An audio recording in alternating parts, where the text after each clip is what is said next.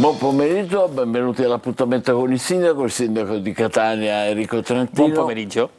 Grazie per essere ancora con noi. Partiamo dall'attualità. Sindaco, di buon mattino, oggi si è recato a Sannullo per inaugurare un polo di ascolto per la famiglia.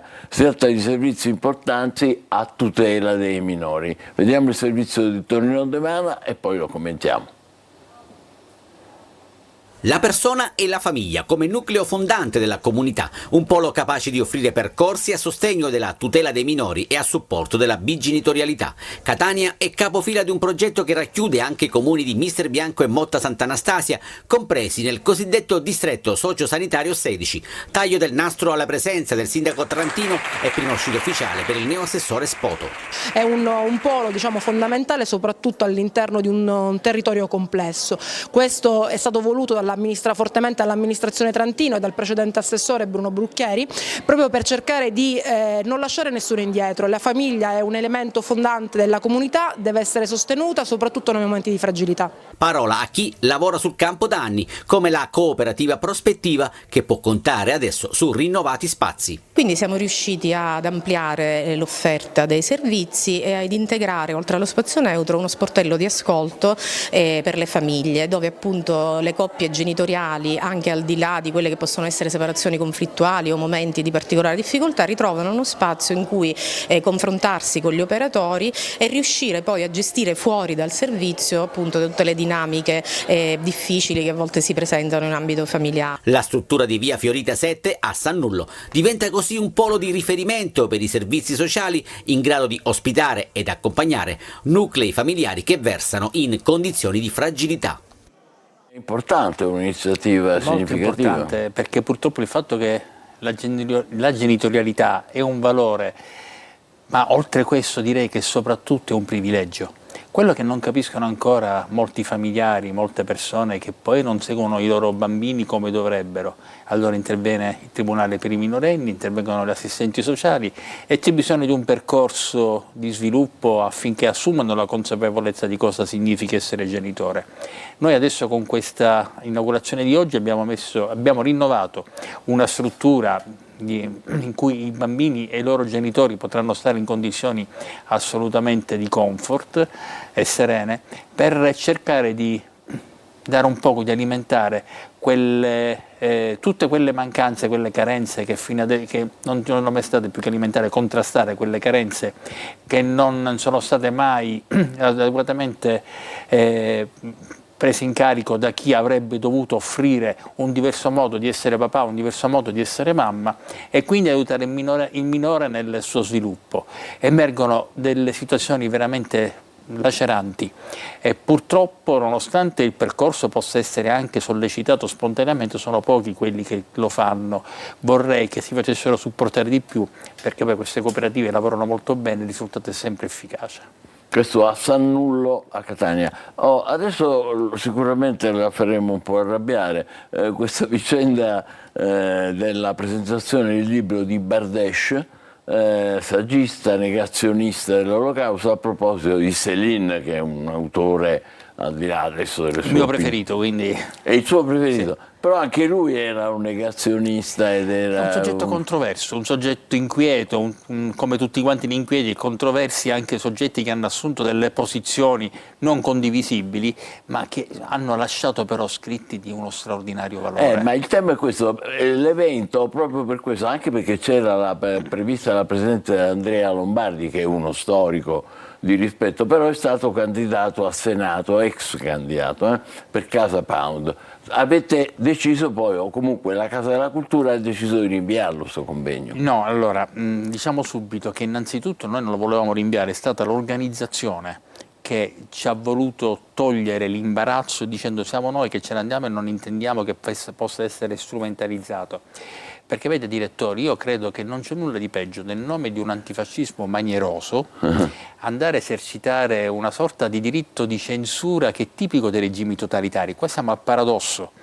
E la mia preoccupazione è anche un'altra, perché quando noi parliamo di questo evento, parliamo di un evento che è stato patrocinato dal Comune di Milano, giunta di sinistra, dal Comune di Lucca, quindi una serie di comuni ad amministrazioni di centrosinistra, ma molto più illuminate di chi oggi, solo per pura speculazione allora politica. Perché il rinvio?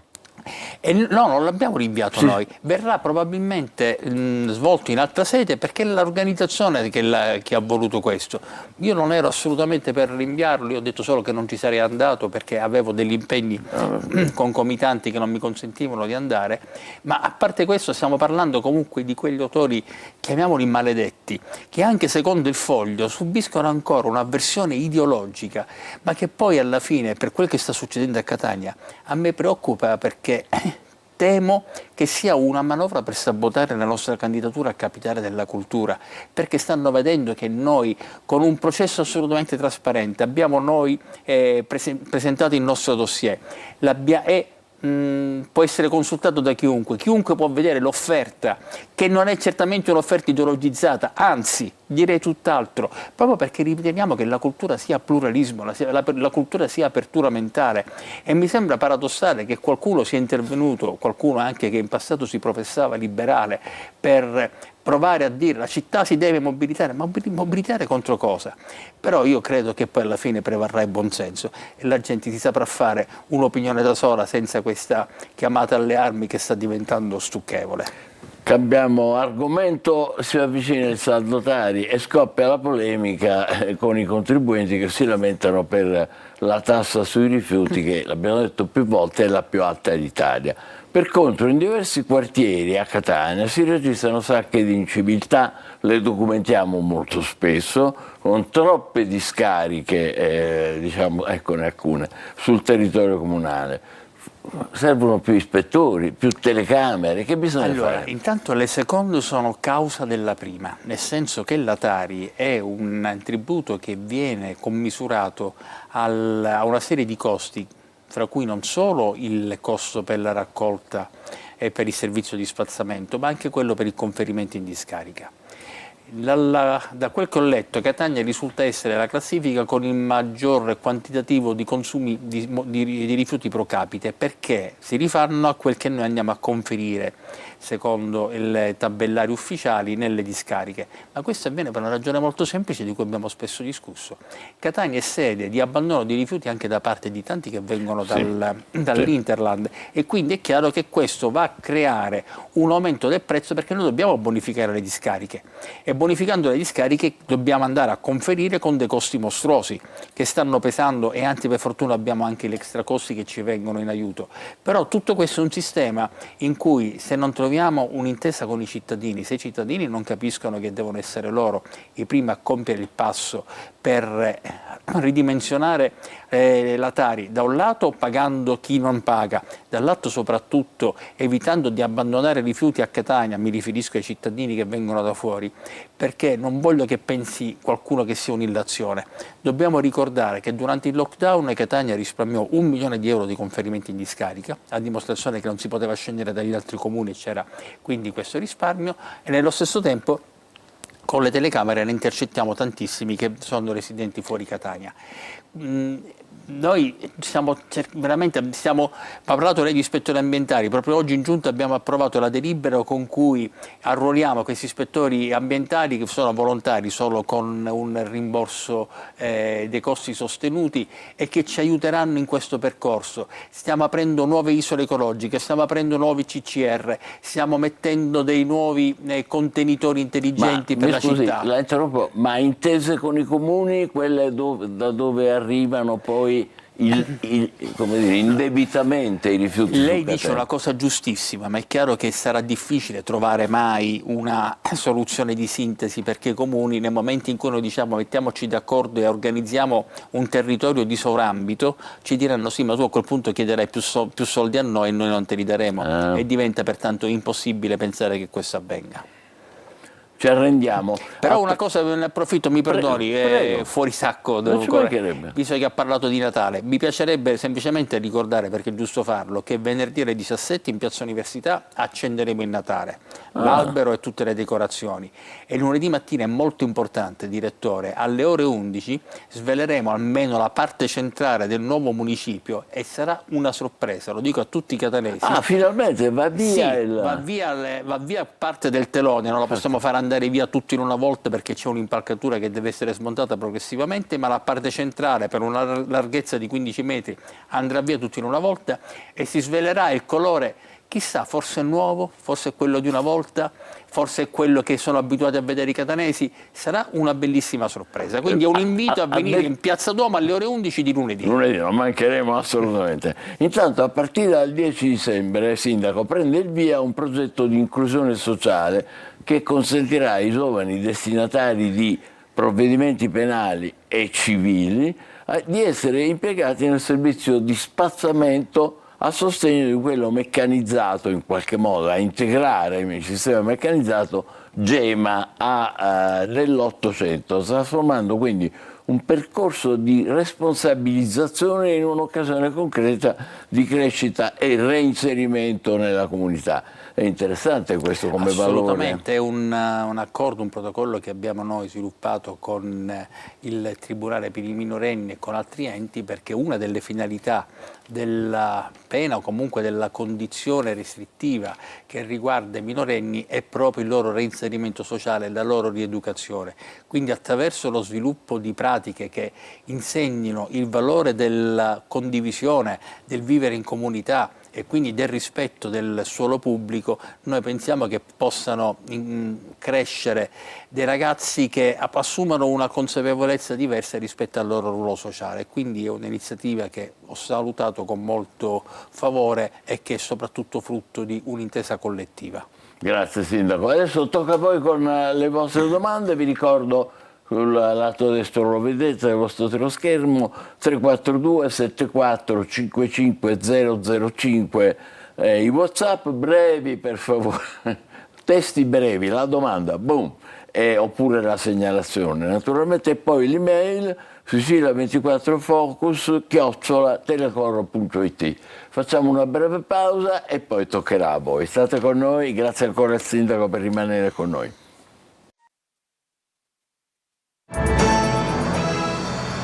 Seconda parte dell'appuntamento con il Sindaco di Catania Trentino, tocca a voi con le vostre domande e i vostri WhatsApp e le vostre mail. Vediamo un po', buongiorno, in occasione dell'incontro col Sindaco in TV, e qua siamo, gradirei si parlasse del degrado che sta aumentando sempre più al viale Mario Rapisardi. Allora, è un'informazione che ritengo, spero di non sbagliarmi, corretta a metà, perché per quanto riguarda la questione dei rifiuti c'è un grande lavoro che sta facendo l'assessore Pesce silenziosamente con gli amministratori di condominio, e in alcuni grandi condomini che prima erano sede di discariche che potevano essere viste in tutta la via abbiamo risolto il problema, adesso c'è molta più disciplina e rispetto per il corretto ciclo dei rifiuti. Per quanto riguarda invece la questione della viabilità, purtroppo ha ragione questo nostro concittadino, questo nostro teleascoltatore, però fino a questa mattina sono stati eseguiti degli interventi, perché poi i catanesi si lamentano, la polizia locale va sempre nei soliti posti. Nessuno sa per esempio che ieri sono stati fatti interventi importanti su via Plebiscito e su San Cristoforo con l'apposizione di ganasce e una forte azione di contrasto al caos e all'anarchia, e quindi, ma questo lo facciamo ripetutamente, lo facciamo anche in viale Mario Rapisardi. È una cosa che sempre più deve essere oggetto di confronto. Parlo del BRT2 e quindi l'individuazione di un trasporto pubblico locale che supplisca in questo momento al trasporto privato. E su viale Mario Rapisardi, ma l'abbiamo detto più volte, dobbiamo aprire questo momento di confronto, ma è un momento di confronto che durerà molto a lungo con residenti, operatori, commercianti, non è facile. Quando lo aprirete noi lo seguiremo sicuramente. Adesso un nostro ascoltatore ci ha mandato... Ah no, aspettate, perché volevo mandare le fotografie. Ecco, grazie. Ci ha mandato 2 fotografie un nostro ascoltatore. Si tratta di una fontana a eccola qua, Piazza Santa Maria di Gesù, e che dice che è costruita da tempo e in effetti si vede che non c'è acqua. Dice non si può bere, si perde l'acqua, e dice che il disservizio dura da parecchi mesi. Piazza Santa Maria di Gesù, ce n'è un'altra mi pare, c'è una seconda, eccola qua, però qui in effetti è un po' più distante e non segnalo immediatamente in modo che Questo è molto interessante. Vedete, il sindaco prende direttamente nota quando ci sono delle osservazioni che devono essere prese in considerazione. Adesso chiedo scusa alla regia, possiamo riprendere con quel messaggio che avevate mandato prima. Intanto lei continui, sindaco, a scrivere il suo. Allora, buonasera signor sindaco, notizie sui lavori della metro, in particolare nel tratto Stesicolo-Aeroporto. Grazie, ne abbiamo letto abbiamo qualcosa. parlato la settimana scorsa, sì. Vi ricordiamo sempre che è un appalto che dipende esclusivamente dalla gestione FCE e quindi una gestione governativa. Ci sono state delle criticità determinate dal fatto che era stato aggiudicato a una società che poi ha contestato l'importo in ragione di alcune differenze progettuali rispetto al progetto esecutivo che comportavano un forte aumento dei prezzi. Per circa 2 anni la questione è stata, direi 2 anni, forse 1 anno e mezzo, è stata deferita al collegio consultivo tecnico che alla fine ha stabilito che il contratto possa essere risolto. Quindi verrà risolto il contratto con chi si era aggiudicato l'appalto, adesso FCE sta provando a individuare le risorse per comprare da questa società il progetto esecutivo e poi bandire una nuova gara. Questo naturalmente comporta uno slittamento dei tempi di esecuzione dell'opera che ci fa male, lo dobbiamo ammettere, dobbiamo dire le cose che non ci piacciono, ma FCE, perché c'è l'ingegnere Fiore che è estremamente attento su questo, mi ha assicurato una massima solerzia nel provare ad accelerare e recuperare un po' il tempo perduto. Sogniamo il giorno in cui potremo andare con tutta la simpatia per i tassisti e per chi parcheggia da quelle parti. Potremmo andare in aeroporto in metro. Allora, buongiorno signor sindaco, gentilmente deve fare una passeggiata alla Villa Pacini, che è una delle porte della città e versa in uno stato di abbandono. Allora, io Villa Pacini spesso mi capita di passarci perché vicino casa acquisita, vicino al municipio, è vero quello che dice il nostro telespettatore. Questo è determinato da una serie di concause, non è solo un problema di manutenzione, perché poi la manutenzione della polizia viene fatta, c'è casomai un problema di manutenzione del verde, ma c'è un fatto un po' più fastidioso. Noi lì abbiamo ristrutturato i bagni, però per evitare che diventino subito inservibili dopo pochi minuti abbiamo stabilito che si debba pagare 50 centesimi con cui andiamo noi sostanzialmente a compensare chi esegue i lavori di pulizia per tenerlo sempre decoroso.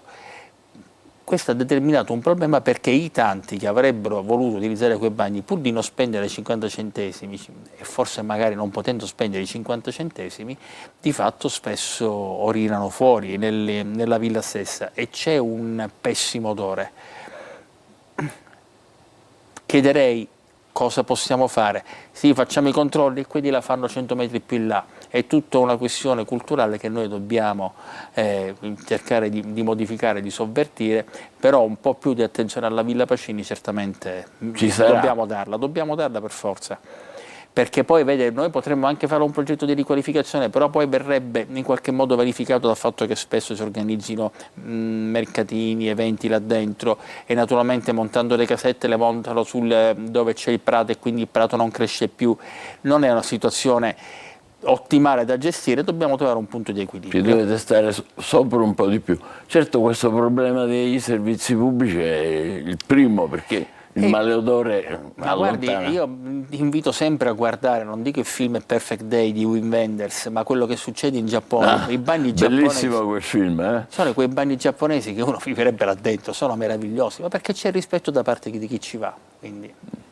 Allora andiamo avanti. Buongiorno signor sindaco, abito in via Vincenzo Zaccà, all'inizio della strada è sempre pieno di spazzatura per le persone civili. Il problema è che non rimuovono la spazzatura per intere settimane ed è montata anche una telecamera, dice. Allora, mi sorprende perché è Via Zaccà, Vincenzo Zaccà. Era una questione che avevo attenzionato in passato e ultimamente l'avevo vista risolta. Non vorrei che adesso ci fosse una recrudescenza di questo degrado, la sottoporrò all'assessore Pesce perché faccia fare degli interventi più ripetuti, però mi sembra strano che non puliscano quotidianamente, non volendo mettere in dubbio quello che dice il nostro... perché i messaggi sono quotidiani, cioè arrivano e quindi a questo in punto tempo reale. verificherò che cosa sta accadendo. D'accordo, grazie. Vediamo se ce n'è ancora un altro. Buongiorno Sindaco, perché non installare un semaforo pedonale in piazza Sesicolo? Il continuo passaggio dei pedoni non rende fluido il traffico. Perché lo dobbiamo ammettere? Sì, di pedonale, su tutto il traffico che viene da Via Etnea, quindi sì. Lo dobbiamo ammettere, perché non lo rispetterebbero i pedoni. Perché visto che non possono essere contravvenzionati, valli a inseguire, diventa impossibile, non lo rispetterebbero. Però in ogni caso noi per questo appuntamento natalizio, avendo finalmente rinforzato l'organico, almeno nei fine settimana garantiremo un presidio degli incroci tanto a Piazza Sesicolo quanto ai Quattro Canti, in modo da garantire una maggior fluidità del traffico. Quindi con i vigili, diciamo. Certo, è naturale, con i vigili. Grazie. Andiamo avanti. Buongiorno Sindaco, le volevo chiedere se può liberare Corso Sicilia dai senegalesi abusivi e dai materassi. Allora non possiamo intervenire noi rimuovendo persone, è anche diciamo, una contraddizione. Credo sia un reato, tra l'altro. Esatto. Noi quindi appena si avvicinano i nostri vigili, loro subito si allontanano, vanno via, ma poi dopo un poco ritornano. Non è un problema di Catania, è un problema, ma neanche di tutta Italia, è un problema di tutto il mondo. Dovunque ci sono questi abusivi che esercitano l'attività, poi ci si avvicinano, tranne i regimi totalitari a cui alludevamo prima, ma non ambiamo assolutamente a essere uno di quelli, tranne i regimi totalitari che intervengono con molta più virulenza, la legge non ci consente molte possibilità. Laddove questi qua vengono intercettati nella vendita, per esempio, di materiale contraffatto, visto che parlano di senegalesi che hanno questa specificità d'affari, vengono sequestrati, però stiamo parlando di un fenomeno troppo ampio. Se noi destinassimo tutte le forze dell'ordine solo a contrastare questo fenomeno, rimarremmo scoperti su altri. È sempre una coperta corta, una comunità si basa sull'equilibrio, sulla consapevolezza che non può risolvere tutto. Perché ci vorrebbe il controllo addirittura della MEC secondo questa richiesta. Ci vorrebbe un controllo che implicherebbe almeno forse per 100 volte il numero di quelle di cui disponiamo, e non possiamo pensare. Dicevo prima quindi che uno si deve concentrare sulle cose che sa di poter fare. Su Corso Sicilia io mi auguro che da un lato la riqualificazione di Corso Sicilia, dall'altro il Parco della Repubblica creerà una condizione che alla fine allontanerà il degrado, perché è una legge di natura urbana, laddove sorge il bello, quel che non è bello va via. Grazie Sindaco, andiamo avanti, c'è ancora tempo. Buongiorno, sono un cittadino di San Giovanni Galermo. Servirebbe rifare via Galermo, zona via Sebastiano Catania, che è in pessime condizioni. Allora, via Galermo, appena ci finanzierà la Regione l'intervento, mi dicevano che il decreto dovrebbe uscire fine anno, è una di quelle strade considerate nei lavori di riqualificazione stradale. Oggi abbiamo approvato un lavoro di riqualificazione su una via limitrofa, in questo momento non ricordo come si chiami, ma che porta sempre a San Giovanni Galermo. Quindi progressivamente cerchiamo di fare, non dico tutto perché mentirei, tutto quel che possiamo, ecco. Grazie. Adesso io non ho l'auricolare, la regia mi comunica se posso andare avanti con un ultimo messaggio. Sì. Signor Sindaco, lo consideriamo l'ultimo allora. Signor Sindaco, buongiorno. La via Colbe a San Giovanni Galermo è pericolosamente percorsa ad alta velocità da auto e moto. Si possono installare attraversamenti pedonali rialzati, visto che c'è anche una scuola, grazie, e si firma Strati. Non si possono realizzare dossi, ma attraversamenti pedonali rialzati si possono realizzare. Girerò, oggi abbiamo avuto una riunione con MTS molto importante, peraltro anticipo che probabilmente l'8 dicembre finalmente saranno resi disponibili ulteriori 110 posti auto in piazza Borsellino, e quindi stiamo mantenendo la promessa che avevamo rivolto ai catanesi per avere un maggior numero di stalli in cui parcheggiare a servizio del centro storico. Gratuiti questi? Come no, sono? sempre stalli blu. Ah, quelli blu. Parliamo di stalli certo. blu. E invece e quindi abbiamo parlato anche del nuovo contratto che prevede che questo tipo di interventi li debba eseguire MTS. Dobbiamo rimodulare il contratto, però questo qua dei passaggio pedonale rialzato non ne prendo nota, ma credo che mi sia stato segnalato e mi pare di avere chiesto di intervenire già su via Colbe. Ma un'ultima curiosità, ma un passaggio pedonale rialzato quanto tempo richiede?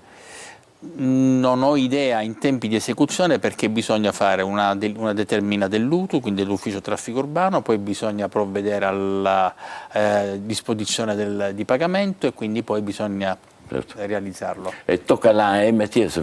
È un lavoro a metà, che tocca tanto al Comune quanto all'MTS, però ribadisco, controllerò, perché mi pare avessi già dato indicazione per realizzare questo attraversamento pedonale davanti a questa scuola. Sarebbe importante anche per i nostri ascoltatori. Grazie Sindaco per essere stato con noi. Mercoledì prossimo ci rivediamo ancora? Sì. Bene, e allora l'appuntamento è per il prossimo mercoledì con il Sindaco Trentino. Buon pomeriggio su Telecolor. Buon pomeriggio.